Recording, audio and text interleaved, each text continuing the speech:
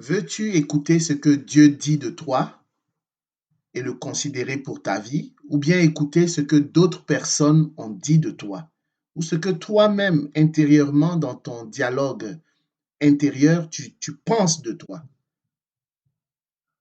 Bien-aimés frères et sœurs, je vous annonce une bonne nouvelle. Je t'annonce une bonne nouvelle en ce jour parce que Dieu dit de toi que tu es une merveille. Tu es une créature si merveilleuse. Au nom du Père et du Fils et du Saint-Esprit, Amen. Nous sommes aujourd'hui le vendredi 24 juillet 2020. Shalom bien-aimés frères et sœurs dans le Seigneur. J'ai le plaisir de partager avec vous ma réflexion sur l'évangile selon saint Matthieu chapitre 13 versets 18 à 23. Je suis Edgar Assoy et par mon baptême, j'ai été envoyé proclamer, partager la bonne nouvelle en Jésus-Christ de Nazareth. Je suis convaincu que comme Jean-Baptiste, je suis la voix de celui qui crie dans le désert. Je suis une de ces voix par mon baptême.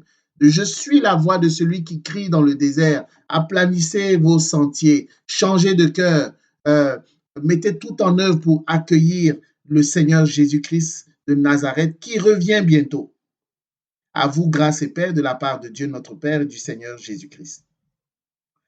Dans l'évangile de ce jour, Jésus donne l'explication de la parabole du semeur à ses disciples, à toi et à moi. Mais qu'est-ce qu'une parabole? C'est un récit allégorique des livres saints sous lequel se cache un enseignement. La parabole renferme, met en œuvre des éléments concrets de la vie ordinaire même, mais chaque élément correspond à un contenu abstrait. C'est-à-dire qu'il faut dépasser l'interprétation littérale, devenir une sorte d'enquêteur de Colombo des Écritures, fouiller dans la culture, dans le contexte socio-politico, historico, géographique, etc., dans lequel le texte a été écrit, pour espérer saisir le sens caché, le sens abstrait.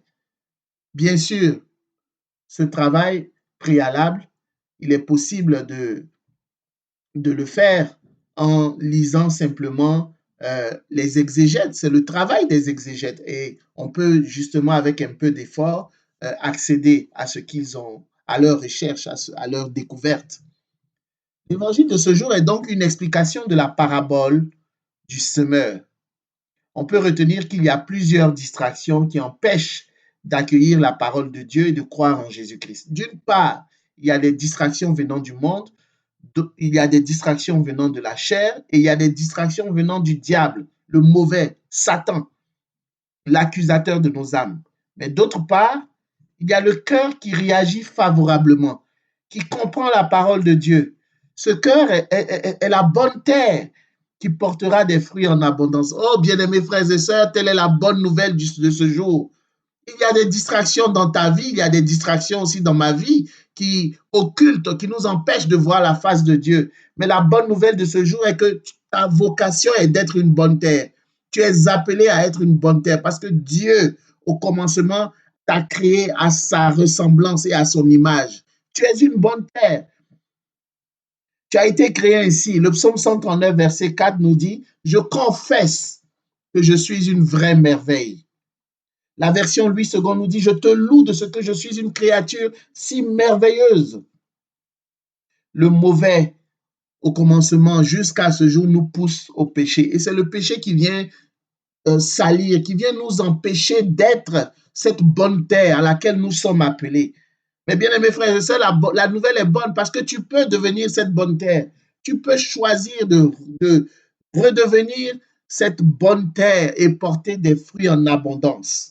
Si tu décides de croire en Jésus, si tu décides de lire les Écritures quotidiennement, de prier, de fréquenter les sacrements de l'Église, si tu décides de changer de cœur, de faire confiance à celui, le seul qui est capable de changer les cœurs.